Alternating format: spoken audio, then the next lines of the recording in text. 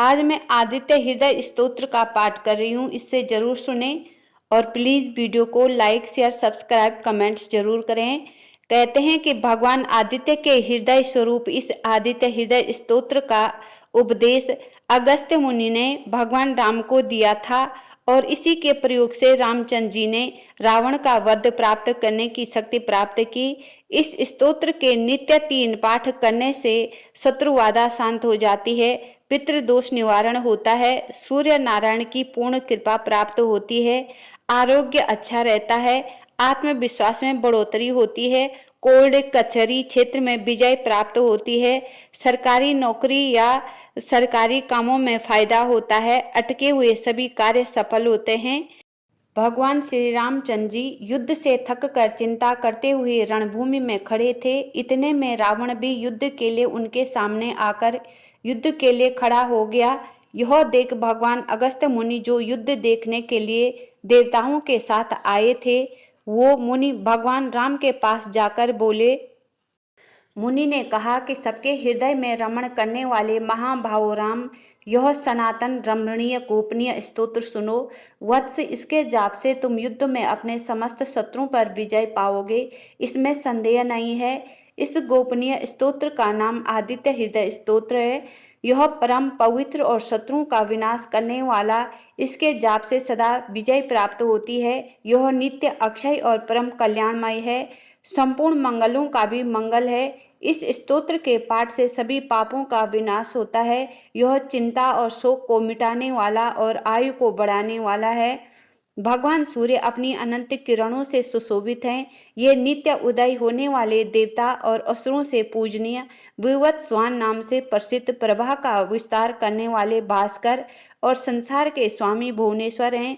तुम इनका रश्मि मते नमो समुदत्ते देवासुर नमस्कृताये विवत्सवत्से भास्कर आए हुए भुवनेश्वराय नमो, इन मंत्रों से पूजन करो। संपूर्ण देवता इन्हीं के स्वरूप हैं। ये तेज की राशि तथा अपनी किरणों से जगत को सत्ता एवं स्फूर्ति प्रदान करने वाले हैं। यही अपनी रश्मियों का प्रसार करके देवता और असुरों सहित संपूर्ण लोकों का पालन करने वाले हैं। यही ब्रह्मा विष्णु स्कंद प्रजापति इंद्र कुबेर काल यम चंद्रमा वरुण पितर वसु साध्य अश्वनी कुमार मरुद्रोण मनु वायु अग्नि प्रजा प्राण ऋतु को प्रकट करने वाले तथा प्रभा के तेजोमय पुंज हैं।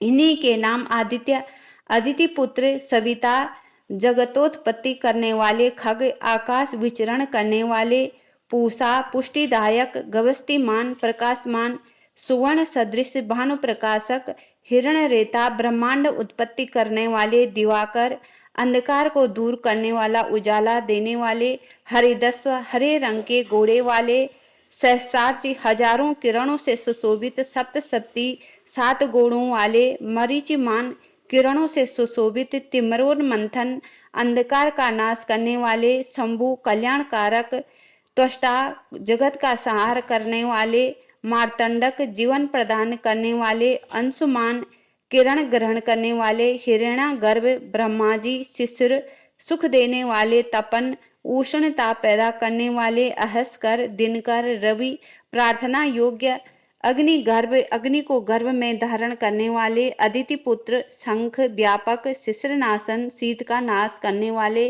व्योमनाथ, आकाश के देवता, तमोवेदी, अंधकार को नष्ट करने वाले, घनी वृष्टि के कारण अपाम मित्र जल को उत्पन्न करने वाले, विंध्यवीथिली पगम, आकाश में तीव्र वेग से चलने वाले, आतपी घाम उत्पन्न करने वाले, मंडली समूह को धारण करने वाले, मृत्यु मौत के कारक पिंगल भूरे रंग वाले, सर्वतापन सबको ताप देने वाले, कवि दूर दृष्टा, विश्व स्वरूप, महातेजस्वी, महान तेज देने वाले, रक्त लाल, सर्व भवोद्भव, सबकी उत्पत्ति के कारक, नक्षत्रों के स्वामी, विश्व भावन, जगत की रक्षा करने वाले, 12 आत्मा, 12 स्वरूपों से युक्त, यह माँ तेजस्वी नामों से सूर्यदेव प्रसिद्ध हैं। आपको नमस्कार है। पूर्व गिरि यानी उदयांचल और पश्चिम गिरि यानी अस्ताचल के रूप में आपको नमस्कार है। ग्रहों और तारों के स्वामी तथा दिन के अधिपति आपको नमस्कार है।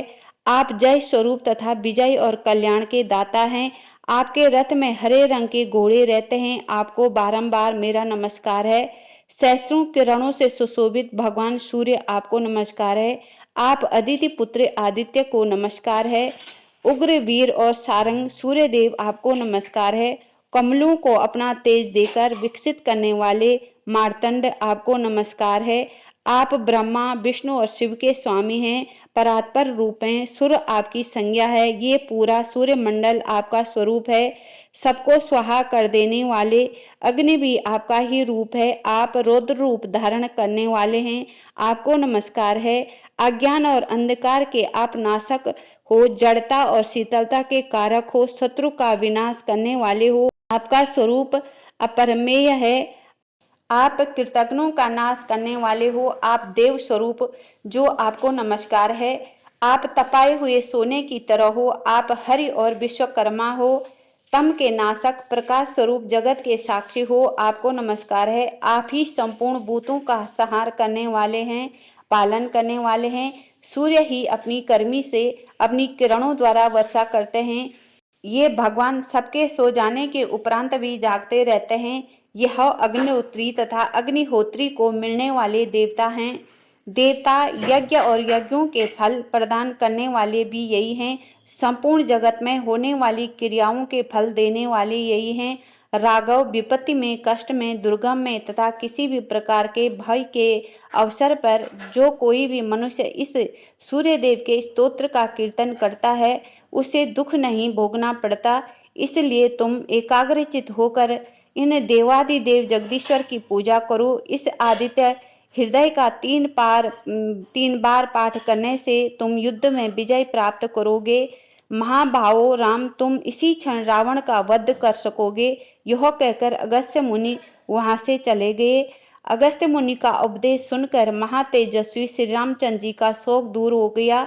उन्होंने प्रसन्न चित्त से आदित्य हृदय का पाठ किया, स्तोत्र को धारण किया और 3 बार आचमन करके जाप किया। उसके बाद भगवान श्री राम ने धनुष उठाकर रावण की ओर देखा और उत्साहपूर्वक विजय प्राप्त करने के लिए वे आगे बढ़ने लगे। उन्होंने पूरा निश्चय कर रावण का वध करने को उद्यत हुए। उस समय देवताओं के मध्य में खड़े हुए भगवान सूर्य ने प्रसन्न होकर श्री रामचंद्र जी की ओर देखा और निशाचर राज रावण के विनाश का समय निकट जानकर हर्षपूर्वक कहा, रघुनंदन अब जल्दी करो।